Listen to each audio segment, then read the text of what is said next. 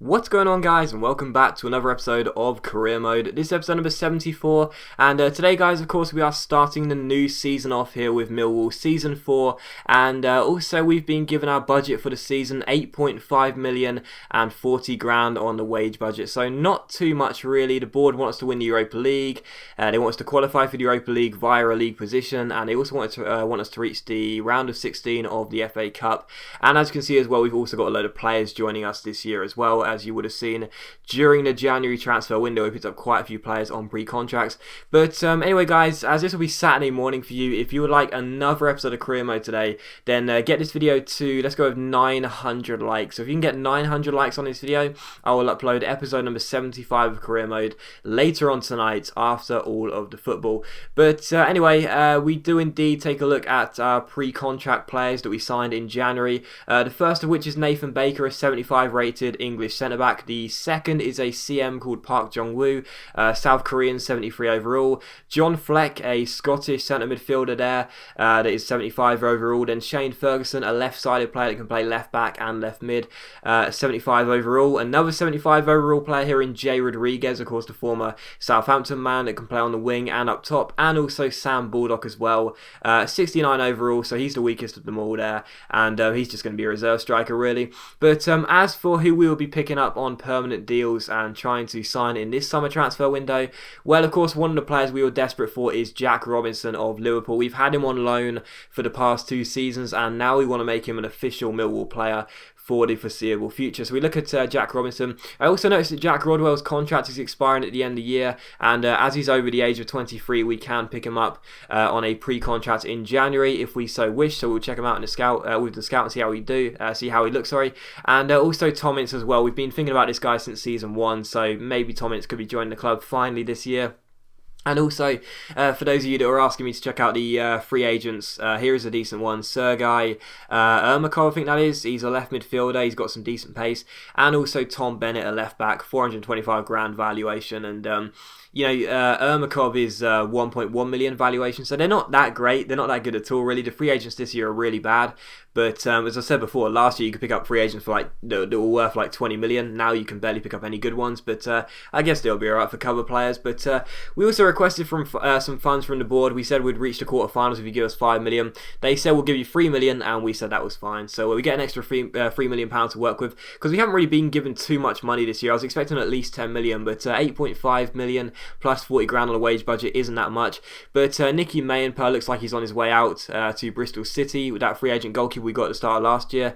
And also Fabricio, he says he wants a wage increase, and he may just be leaving the club as well, because I have been thinking about shifting him on and also looking to replace him, and I think I might do both of those things in one deal as we look to sign Eric Dier, the young English centre-half that plays for Sporting CP. Nicky Mayenper does indeed go to Bristol City for £100,000, so the Finnish goalkeeper we got for free last year because we didn't have a big enough squad, which was just embarrassing, has now left the club. And also we put in another bid for Jack Robinson at £2 million because he's only got 1 year left on his contract, and quite frankly we might be able to get him on a cheaper deal. We also saw that our youth player Scott Triggs has arrived. We got him through the academy, 5-star weak foot, 3-star skills, obviously 16 years old, and some decent stats, not too bad for a 65 overall 16-year-old there. So we'll try and loan him out in the summer transfer window. If that's not possible, then we will try and give him some game time in the Capital One Cups, because I always find it so hard to get rid of players on loan, especially youth players. So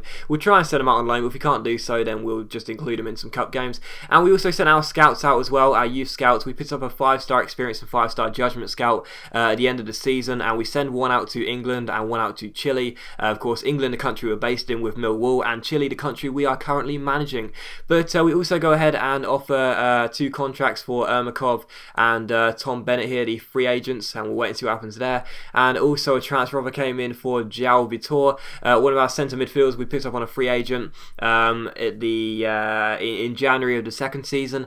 Swansea want to take him. We say we'll accept a bid of 1.5 million. Then a transfer comes in for another free agent Brazilian we got, Eder Nilsson, who came in at the start of the second season. Everton want to take him, and we say that if you give us 11.5 million, you can have him. So Eden Nilsson's a good right back, no doubt about it. But to be honest, I wouldn't mind getting rid of him if we can get that kind of money for him. But Liverpool say they will accept a deal of £3.2 million for Jack Robinson. So we now have a sort of evaluation of what they want for him, and we'll see if we can get him a little bit cheaper. But Ermakov accepts the contract, so we'll stall out just for the time being whilst we do some more business. And Sporting say they want £5 million plus Fabrizio before they let go of Eric Dier. Everton go ahead and say they will give us £9 million for Eden Nilsson, which is not too bad really for a player we picked up on a free agent. But I did decide to counter off it to £10.5 million because Eden Nilsson's actually a really good right back. He can also play in the middle of the park as well, and also he's got a really high stamina stat, so he's a very decent right back. But if we can get £10.5 million for him, I'll be absolutely delighted. Swansea matched the £1.5 million deal we asked for João Vitor, and also a transfer offer comes in for our long-serving right back Alan Dunn. I just don't want to sell the guy permanently. I don't want to force him out of the club, so he's going to go out on loan for another season to Barnsley. And also Liverpool once again said the deal for Jack Robinson was not good enough. We want £3.2 million or nada. And I don't know, I love Jack Robinson, I really do, and I'm definitely going to pick him up, but I still believe we can get him cheaper. So we offer 2.5 plus Scott Malone for Robinson. We'll wait and see what Liverpool say. But we also sold João Vitor. He's gone to Swansea for 1.5 million, which is not bad for a player that never really hit the heights at Millwall, and we picked up on a free agent. But also Sporting still said no for the deal for Eric Dier, so we offered £4 million plus Fabrizio, and we'll wait and see what happens there. And also Sergei Ermakov comes in on a 14 grand a week deal here. 20 years old, £1.1 million valuation on a free agent, of course. And these are his stats. He's a Russian. He's a left mid or a left back with a right foot, which I never really like, but there you go. But he's got a lot of pace, some decent dribbling, and nothing else really. But he'll be okay as a reserve winger, so he can just sit there. But Everton matched the £10.5 million bid we asked for Eden Nilsson. So that's a real surprise. I can't believe they matched that, to be honest. Not that I don't think Eden Nilsson's worth that money, but because he's only valued at 3.5 million, I didn't think they'd spend an extra 7 million, but they're going to do so. So Eden Nilsson looks like he's on his way to Everton.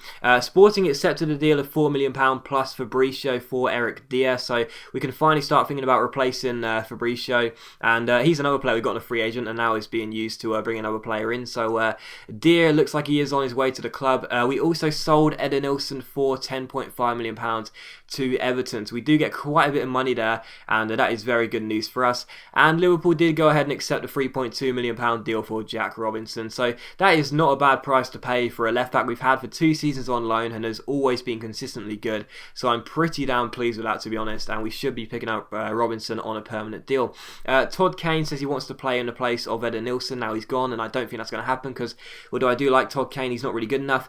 And also Tom Ince, we going for him again for the 4th year in a row. Could this be the year we get Tom Ince? Who knows? But we go ahead and offer £4 million plus, was it Junior Stanislas? I think it was. Was it £4 million plus Stanislas? I think it was. Okay, £4 million plus George Gardner. £5 million plus George Gardner. Well done, me.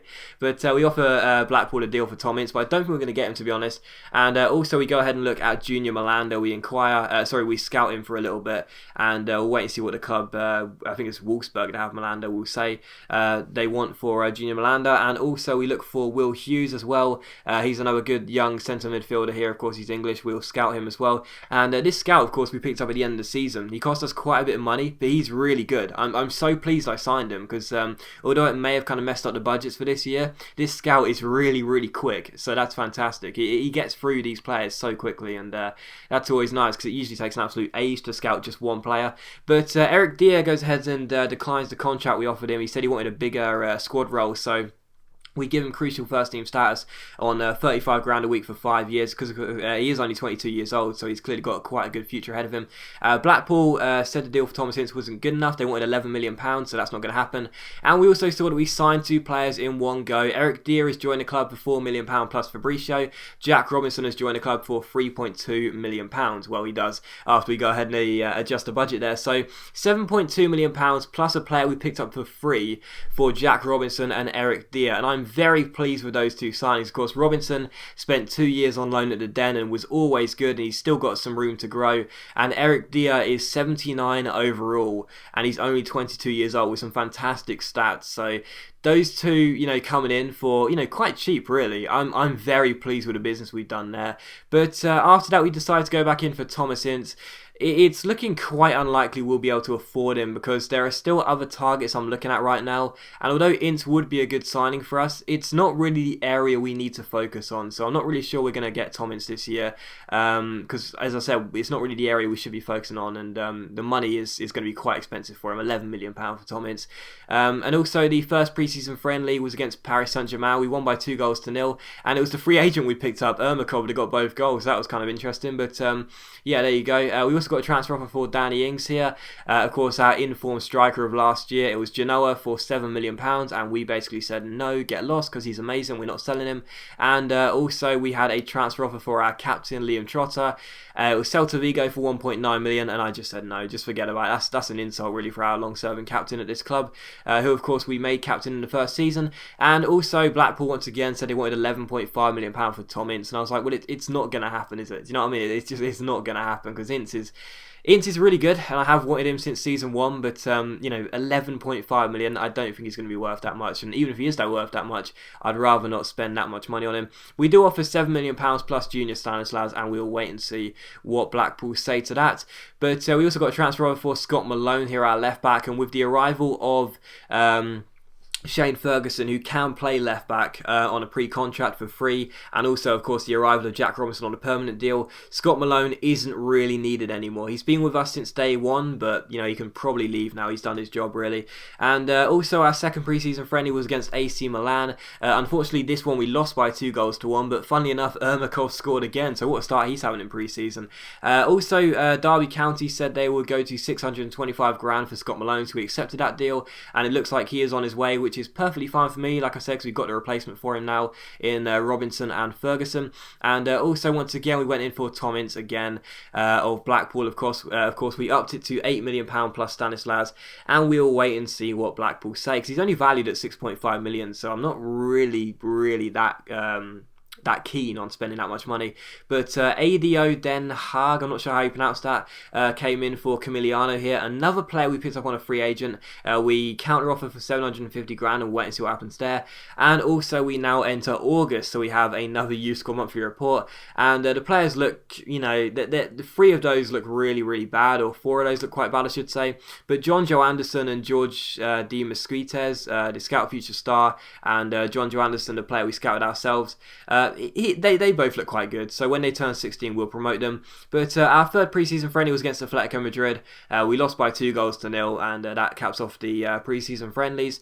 And after that, once again, we came back to see that Blackpool were not going to let go of Tom Ince, so it is very unlikely. I mean, we can afford him, we can afford that £11.5 million price tag, but to be honest, I don't really want to spend that much. I don't even want to spend 9 million, to be honest. I wouldn't mind spending 6 or 7, but 9 million for Tom Ince, I'm not sure he's worth that much. But Scott Malone has gone to Derby for 625 grand, so that's fine with me. And we also decided to put a bid in for Kyle Walker, because of course Eder Nilsson has now left the club. Right now I actually have Carrasco playing right back in the squad setup, so I wouldn't mind getting hold of Kyle Walker, because he could be a really decent right back to pick up as well, and he's only valued at £3.5 million. That could be quite a good deal for us, so we'll wait and see what Spurs say there. We also had our first scouting updates from our youth scouts. Of course this one is based in England and the other one is based in Chile, and the players were quite poor unfortunately, but that's what you expect really from the first couple of scout reports. But we'll wait and see what happens there. We'll continue to scouting on some of those, and we'll wait and see what happens after a couple months more. And also we went back in for Tom Ince as well. Eventually, as you'll see here, they accepted the £9 million deal plus junior Stanislas. So we can finally offer Ince a contract, but to be honest, I don't know, because you'll see here a player gets sold in the shape of Camiliano, and yeah, I'm still thinking about the Tom Ince deal, but it's very expensive for one player, which I'm not too confident about. But Junior Malanda, we decided to go in for him. Keep an eye on what the chief executive says here as well. A player of his class is unlikely to want to join our team.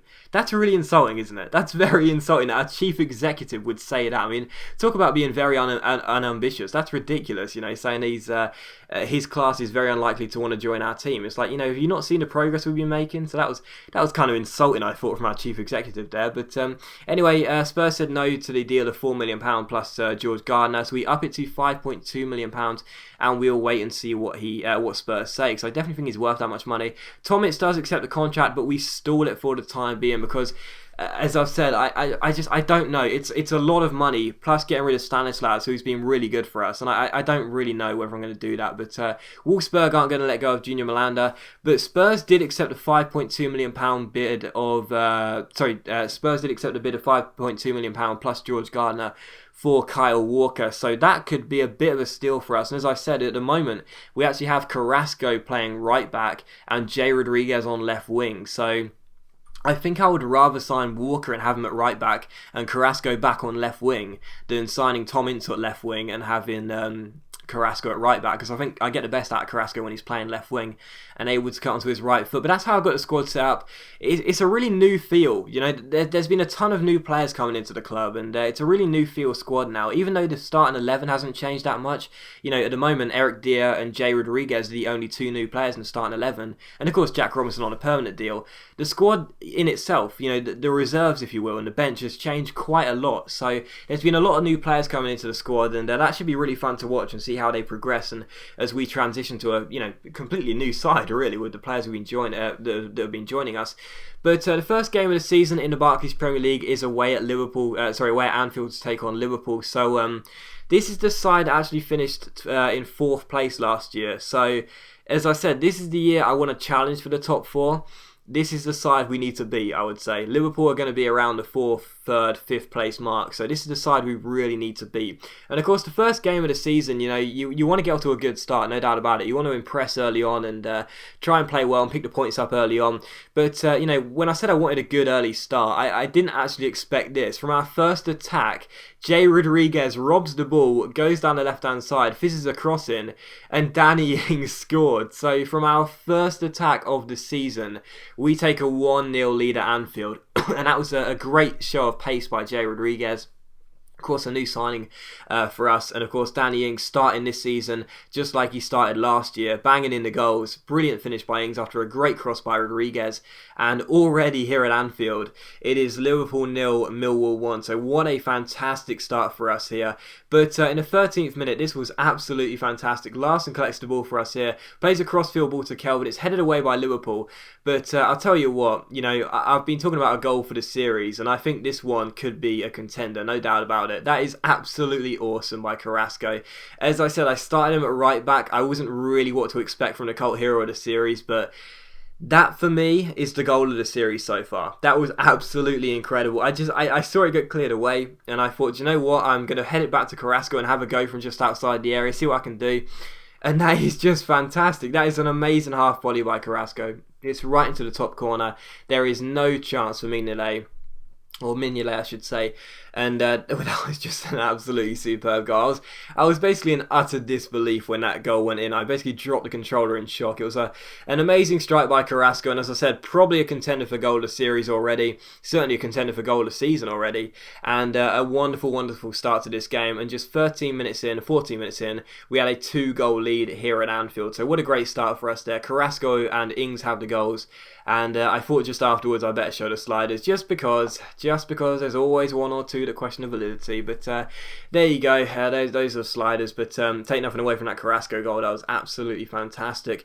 But yeah, still 2-0, and in the 27th minute a disaster struck for us because Carrasco went for a challenge and he stayed down, and that was really bad for us. As Liverpool come forward here, the ball gets played through to Gaitan, and the cross is cleared away by Jack Robinson.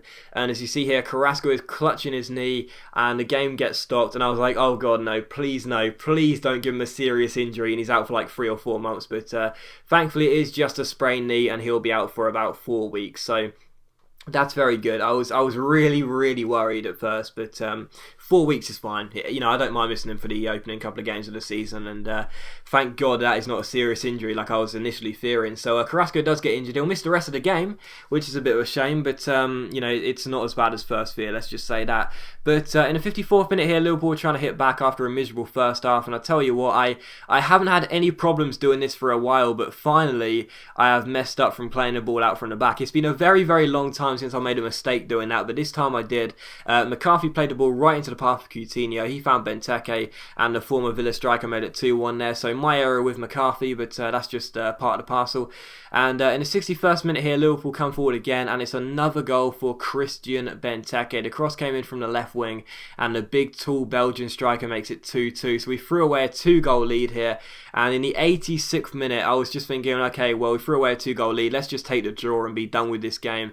But in the 86th minute, Benteke turns from the scorer to provider as he sets up Lucas Leiva, and the Brazilian puts the ball into the back of the net. And with 4 minutes to go, Liverpool completed a fantastic turnaround at Anfield from 2-0 down to 3-2 up, and that was how the game finished. So really, really bad for us to throw away that 2-goal lead, and I was very, very frustrated to lose that game in the opening day of the season after being 2-0 up. But as always, guys, big thank you for watching the video. I really hope you have enjoyed it. Don't forget, 900 likes and another episode of Career Mode will be up later on tonight, and hopefully I'll see you then.